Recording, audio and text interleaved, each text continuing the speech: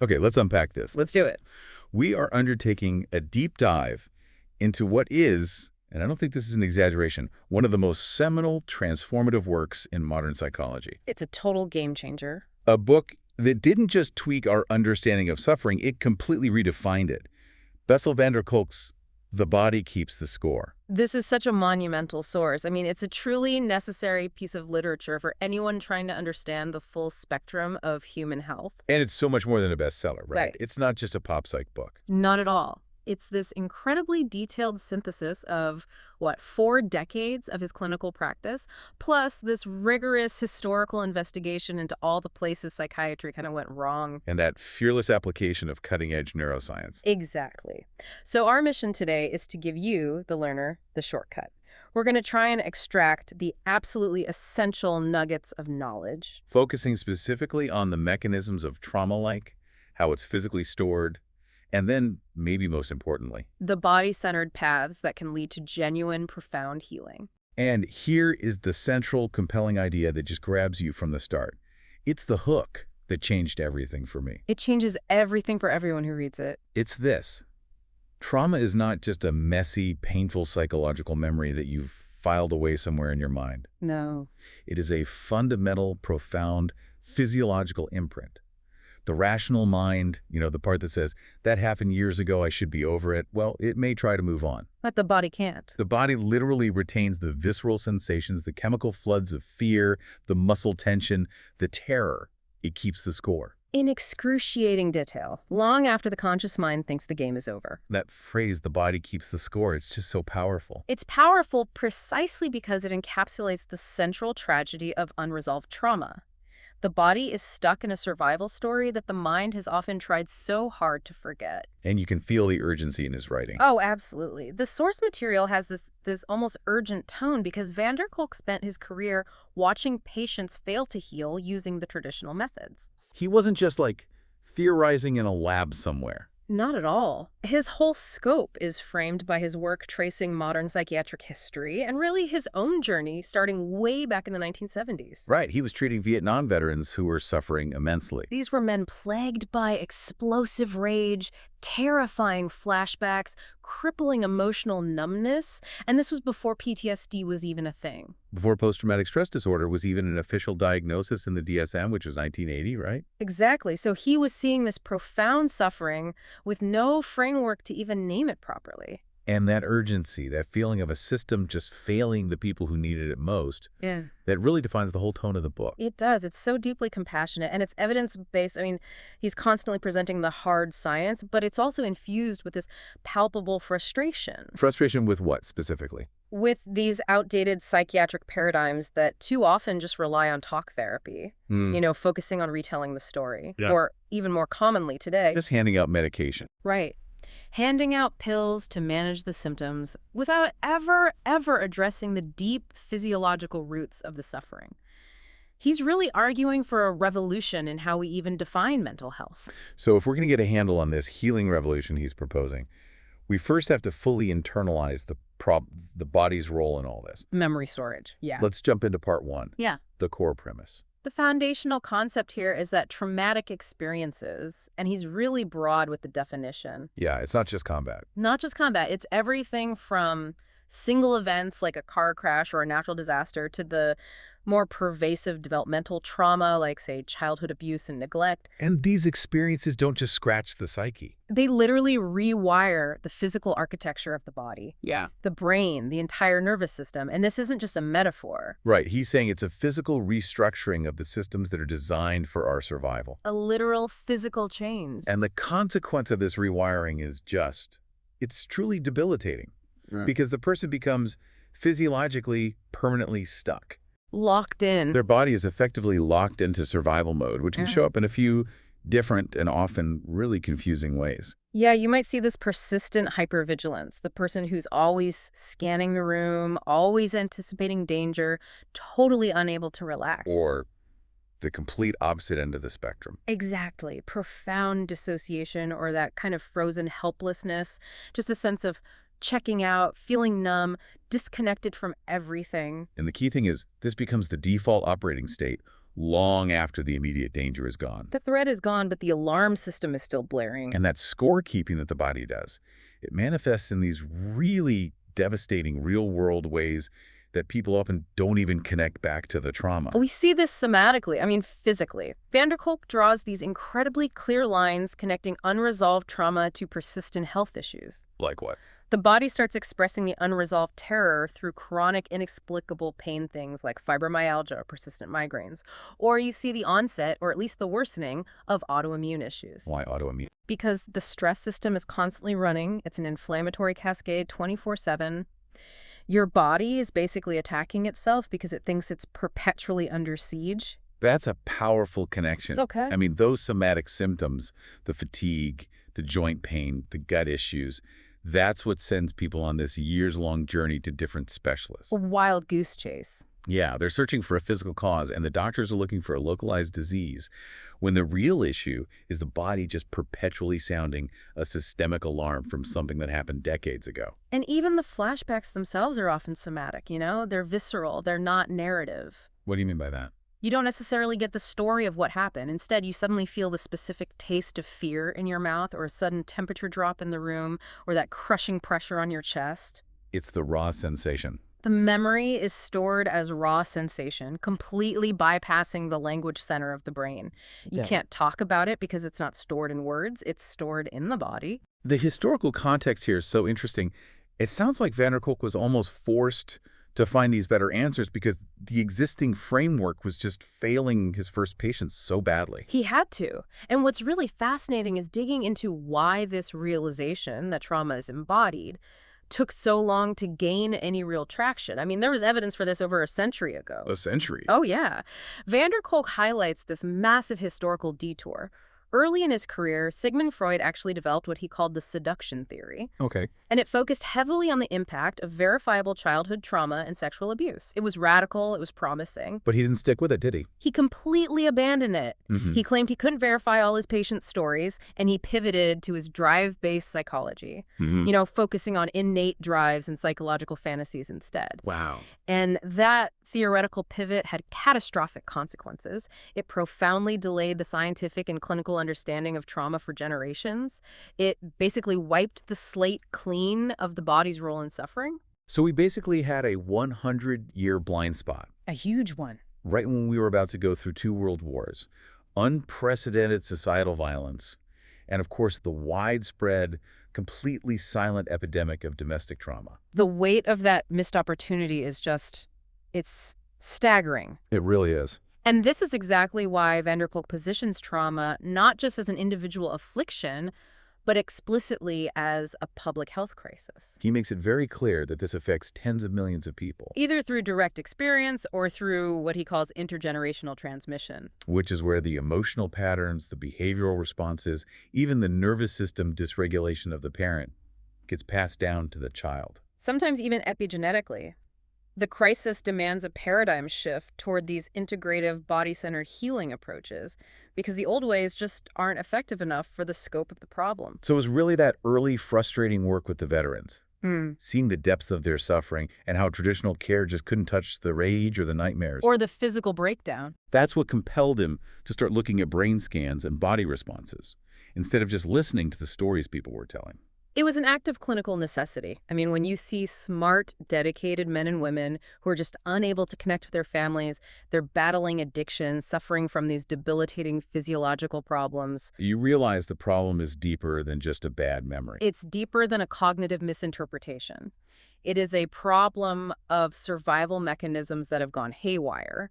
And to fix that, you have to engage with the mechanism itself. Which leads us perfectly into the mechanics of it all. If the body's holding on to this terror, how? How exactly does it hijack our biology? Let's move into part 2. This is your brain on trauma. To really get the physical imbalance, we have to start with the fundamental regulation system, which is the autonomic nervous system, the ANS. Okay, let's use the ANS as the metaphor for trauma's imbalance, because it's really the most accessible way to understand it. So you have the sympathetic nervous system, which is basically the body's accelerator, right? The system that kicks in for fight or flight. Your gas pedal. And then you have the parasympathetic nervous system, which is the brake. Yeah. It's responsible for rest, digestion, calming down. That's the perfect analogy. In a healthy, well-regulated system, the accelerator and the brake work in harmony. You see a danger, you accelerate, the threat passes, you hit the brakes, and you pretty quickly return to a state of calm, homeostasis. But trauma causes, what does he call it? Profound, persistent autonomic dysregulation. The body's natural ability to modulate its own internal state gets hijacked. It's stuck in survival mode, So the system is just stuck. You're either permanently pressing the accelerator, which leads to chronic anxiety, hypervigilance, rage, that constant low-level physical jitteriness. or if the threat was so overwhelming that you couldn't fight or flee, the system just slams the brakes. Slams them so hard to avoid the unbearable feeling of terror that you end up in that profound state of freeze or numbness. And being stuck in that accelerated state with the gas pedal floored all the time means your body is just chemically flooded 24/7. Constantly. We're talking about chronic exposure to stress hormones like cortisol and adrenaline. And that chemical bath is highly, highly damaging over time. How so? Well, it suppresses the immune system. It leads to chronic inflammation. It's exactly why trauma survivors are statistically more likely to develop conditions like hypertension, irritable bowel syndrome, chronic exhaustion. The body literally burns itself out trying to maintain an emergency status that never ends. Okay, wait.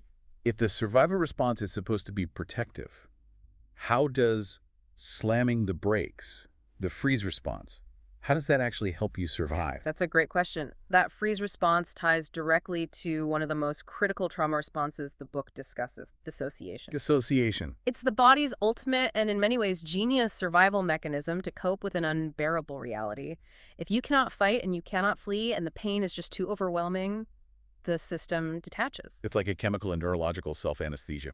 Exactly. The system just disconnects the mind from the body. You feel detached from your body or detached from yourself or even from the reality of what's happening.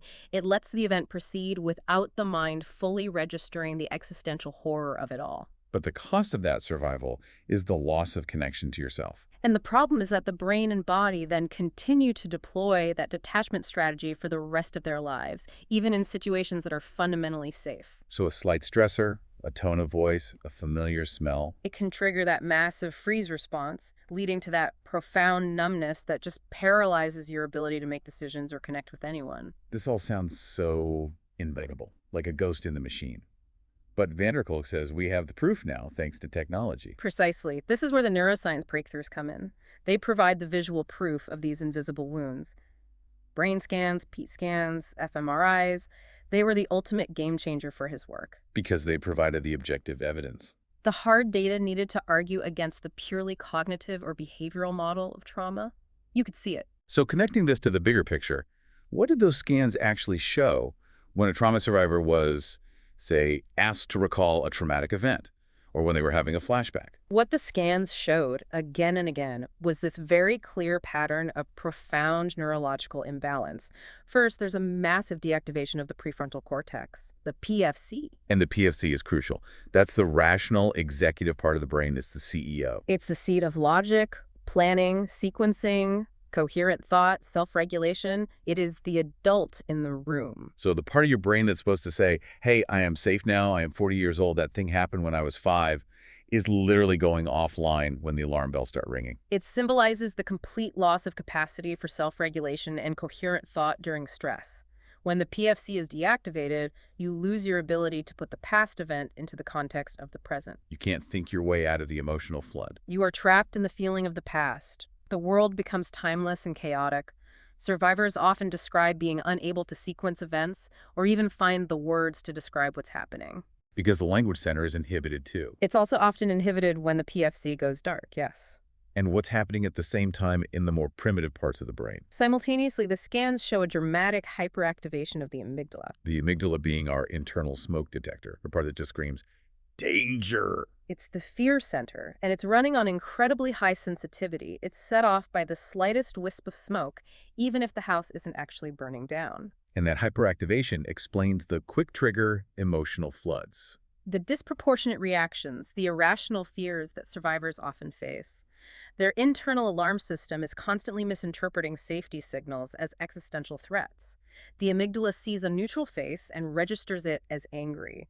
It hears a loud noise and interprets it as a gunshot. So you have the logical, rational part of the brain switched off, and the fear alarm just screaming at full volume based on these fragmented sensory memories. That is the perfect recipe for a life lived in constant chaos or profound numbness or just cycling endlessly between the two.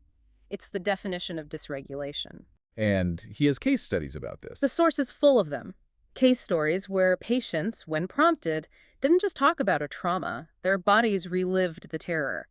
You could see the classic somatic symptoms: rapid heart rate, shallow breathing, muscle tension, tremors. Even when their conscious, rational memories were fragmented or totally repressed. The body was performing the trauma script, regardless of what the person was narrating, which is why the focus has to shift from simply recalling the narrative to resetting the entire physiological response. And that leads us to a really crucial distinction the book makes. It's foundational to Kolk's advocacy work and his frustration with the system. Yes, the difference between adult-onset PTSD and trauma that happens much, much earlier in life. This is part 3, the deep roots and fragmented memories. We really need to spend some time here because this distinction is so critical for how we diagnose and treat this. Okay, so break it down. What's the difference between standard adult-onset PTSD from, say, a car accident and what he calls developmental trauma disorder, or DTD? The timeline matters profoundly. Developmental trauma stems from prolonged, repeated abuse or emotional neglect or severe instability in childhood. So why is that so different? Trauma is trauma, right? Because developmental trauma impacts something far more fundamental than a single event. It impacts attachment. It impacts the fundamental development of the brain and the nervous system itself. A child's brain is literally being wired by its environment. Exactly. It's structured and wired by its environment and its primary relationships. So if that environment is chaotic or terrifying or just emotionally absent, the very foundation of the child's ability to regulate is built on sand. So if a child grows up where the caregiver is neglectful or abusive, the profound injury is that disruption of attunement. That basic rhythmic back-and-forth connection that's absolutely necessary for healthy emotional and neurological development, it's gone. And that early disruption is the source of lifelong issues. Particularly insecure or disorganized attachment patterns. The child, and later the adult, struggles immensely with intimacy because they never developed the internal safety maps you need to navigate vulnerability. They might crave closeness, but immediately sabotage it. Or vacillate between needing connection and fiercely pushing people away. Right. And this brings us directly to a major critique Kolk has for the mainstream psychiatric system. His frustration and his unsuccessful campaigns to get developmental trauma disorder, DTD, formally recognized in the DSM. He fought so hard for it, and he lost, which he sees as a tragedy. The book details his frustration because the standard PTSD diagnosis, which focuses on specific symptoms after a specific event, is just utterly insufficient for this complex relational trauma that spans years of childhood. So standard PTSD doesn't capture the pervasive sense of shame. The chronic relational chaos, the emotional dysregulation, the total disintegration of your self-concept that comes with DTD. It's like trying to treat a chronic developmental illness with a framework designed for an acute single injury. And the real-world consequence of that is just chronic misdiagnosis. Systemic misdiagnosis. The symptoms of DTD, the emotional volatility, the inattention, the impulsive behavior, self-harm, they're so often mislabeled by clinicians. What do they get labeled as? The source specifically mentions things like borderline personality disorder, ADHD, or bipolar disorder. They miss the root cause, which is unresolved developmental trauma. The focus gets put on a chemical imbalance when the actual issue is a structural failure in the brain's regulation system caused by a broken, unsafe environment. That's sobering. It means the treatment strategy is often completely wrong. You're trying to medicate symptoms that are actually expressions of deep, unmet relational and physical needs. You can't solve a structural problem with a chemical patch. Moving beyond diagnosis, we have to look at how these memories are stored, because this is what really separates trauma from normal learning. We touched on this, but it deserves deep attention. Traumatic memories are not narrative. They are sensory and they are fragmented. They're stored in the emotional brain, the limbic system, the amygdala, the hippocampus, not in the prefrontal cortex where we keep our neat, linear stories of what happened on Tuesday afternoon. That's exactly right. When you recall a traumatic event, you don't get the once upon a time narrative. You get the raw sensory data. The smell of the attacker's cologne. The sound of the door slamming, the intense pressure on your chest. These are embodied memory fragments that have no sequence and no language.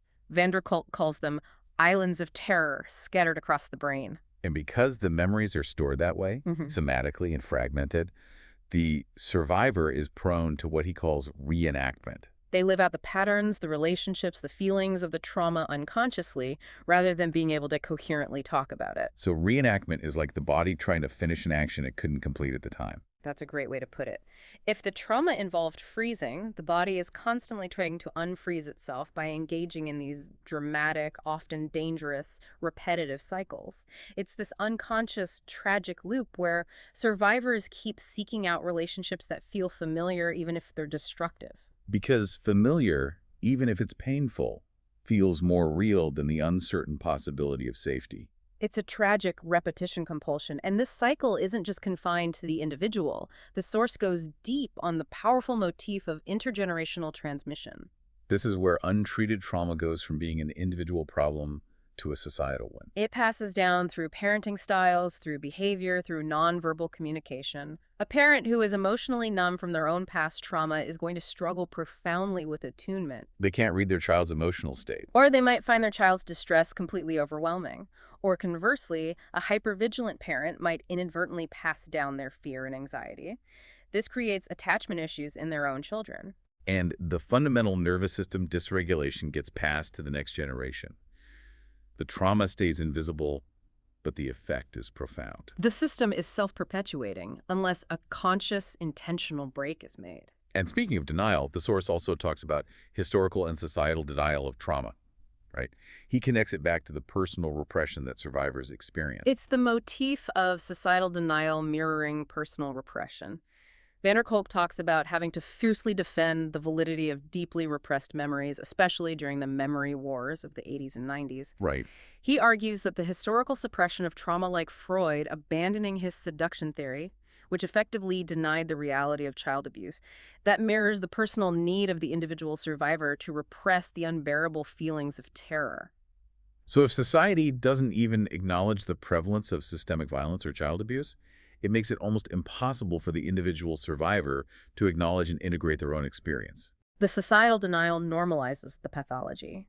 If the system is denying the existence of the wounded individual assumes they must be the one who is fundamentally broken or crazy. Trauma is an experience of feeling unseen and unheard, and societal denial just perpetuates that core injury. It does. Okay, let's pivot now, because the book isn't just a critique.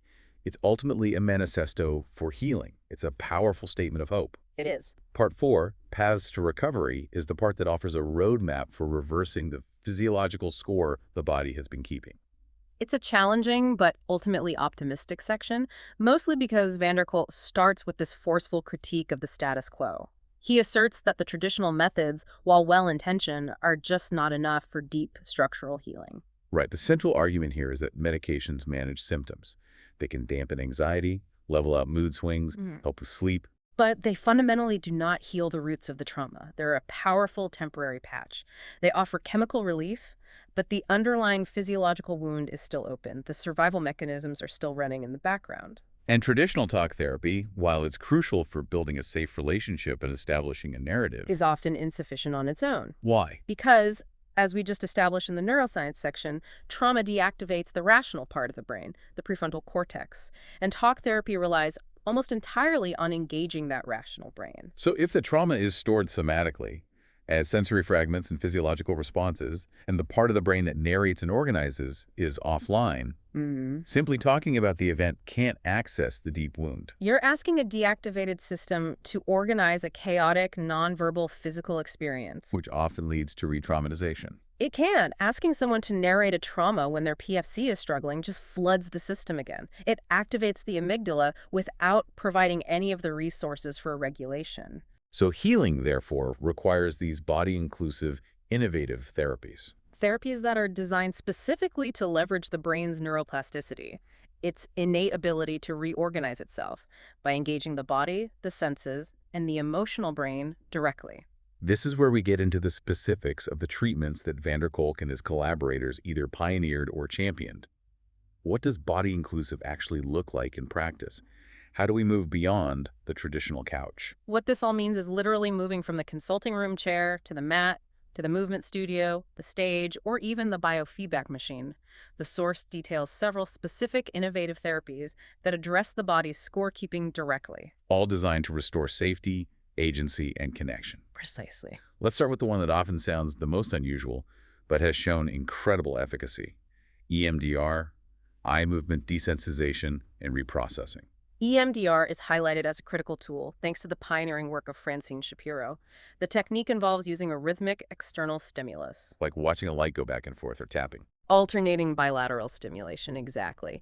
And the idea is that this helps the brain reprocess and integrate traumatic memories.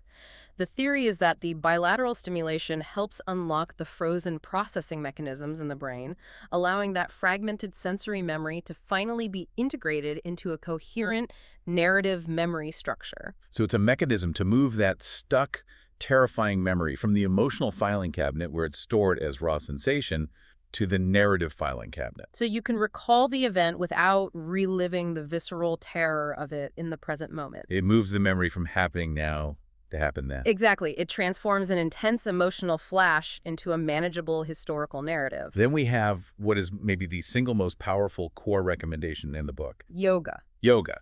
Kolk presents trauma-sensitive yoga not as a fitness trend, but as a core treatment for restoring internal regulation. I remember the description in the source material about yoga being a direct counter to the state of dissociation and physical detachment. It's the ultimate antidote to detachment and profound immobility. Trauma survivors are often terrified of or detached from their own bodies. They might feel numb, or they only experience their bodies through chronic pain or crushing tension.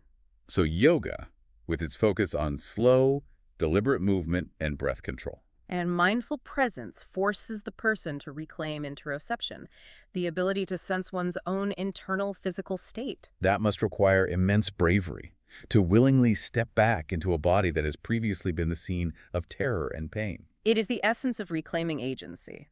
By consciously controlling the breath and holding a posture, the survivor teaches their nervous system that they are currently safe even when they're feeling activation. They learn to feel a sensation, a tight shoulder, a racing heart, and differentiate it from a threat. Right. And the source includes this really powerful patient arc of a survivor who had been profoundly numb and dissociated, who, through dedicated yoga practice, finally felt a flicker of joy, a physical lightness, or even just the simple presence of their own feet on the mat.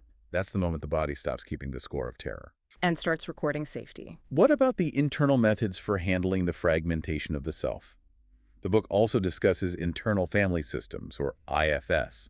It's become hugely popular. IFS is a highly nuanced, non-pathologizing method. It's focused on harmonizing and integrating the inner parts of a fragmented psyche. So instead of seeing that fragmentation as a pathology, IFS suggests that the mind naturally divides itself into different subpersonalities to cope with the overwhelm. Protective parts, wounded child parts, critical parts. The common model describes managers who try to keep everything under control. firefighters who rush in with impulsive behaviors like addiction or self-harm to extinguish overwhelming feelings. And exiles, the deeply wounded child parts that are holding the core terror and shame. So it's about negotiation and integration, not trying to get rid of these parts. Exactly. The therapy aims to bring the core, wise, compassionate self into a relationship with these protective and wounded parts. When trauma happens, the self gets obscured and the managers and firefighters take over, just battling each other in this endless internal conflict. IFS helps the individual listen to the wisdom of the parts, unburden the exiles of their terror, and restore internal harmony. And finally, Kolk explores the technological side of rewiring the nervous system. He talks about neurofeedback and psychomotor therapy. Neurofeedback uses technology to literally train the individual's brainwaves. It uses a real-time display of brain activity showing the patient when their brain is in a hyper-aroused, anxious state or a hypo-aroused, dissociated state. And using that feedback, they learn to guide their brain out of those dysfunctional patterns. It's a direct training of the central nervous system's rhythm. They are essentially teaching their own brain to self-regulate, bypassing the need for drugs or cognitive input. And psychomotor therapy. That uses movement, physical expression, structured play to restore physical agency. If the trauma involved being immobilized, movement therapies help the body complete the defensive actions it couldn't perform at the time, discharging that frozen energy in a safe environment. It's confirming to the body, you are powerful, you are capable of defensive action now. All of these methods have one powerful thing in common. They bypass the purely verbal, rational, and often deactivated PFC, and they engage the body and the feeling centers first, But healing also requires moving out of the isolation that trauma creates. which the source addresses in the final parts of the recovery section.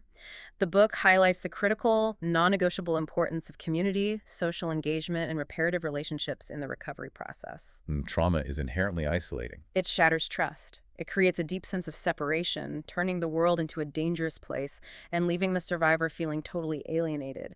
Healing must involve safe connection, the very thing trauma destroys. And the source uses this beautiful symbolism here: theater and communal rhythms. They symbolize reclaiming one's voice, literally and figuratively, and restoring synchrony with other people.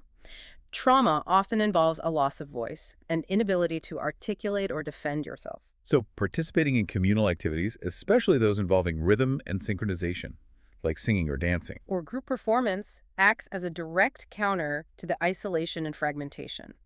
It's about feeling safe enough to be seen and heard in a shared space, knowing you are moving in rhythm with others. That synchronization is biologically calming. Ultimately, the source is clear.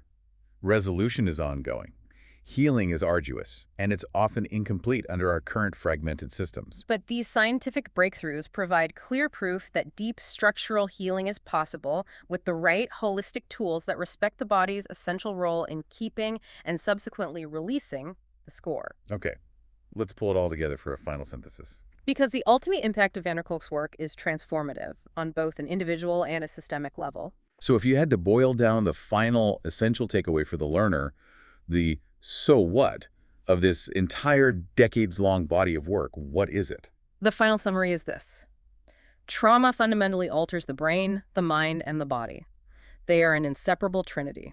But recovery relies entirely on restoring three foundational human capacities: safety, agency, and connection. Safety lets the body turn off the survival alarm.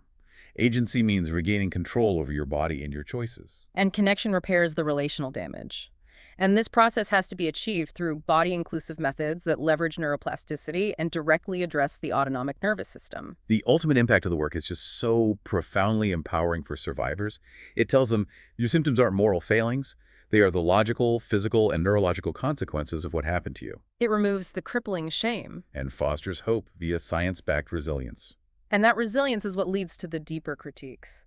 Van der Kolk critiques a psychiatry that has become overly pharmaceutical and diagnosis-driven, while at the same time advocating fiercely for human-centered care. The source material emphasizes that while therapy is vital, the ultimate preventative measure is systemic reform. Ensuring safe, nurturing childhoods and environments that don't generate mass trauma in the first place. The message is so clear.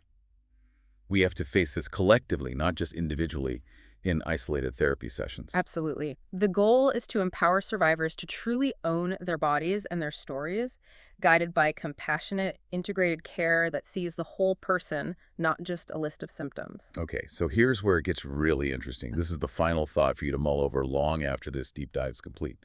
Since the book argues so powerfully that trauma is epidemic, and it's fundamentally rooted in attachment failures and societal violence, things like child abuse, neglect, systemic instability. We've talked a lot about individual therapeutic solutions, right? Like IFS and yoga. Right, the clinical tools. But what specific structural systemic changes outside of the clinic, outside of individual therapy, must be implemented to address this crisis collectively and ensure that future generations don't have to keep the score in the first place? That's the question. It's a question of prevention, not just repair.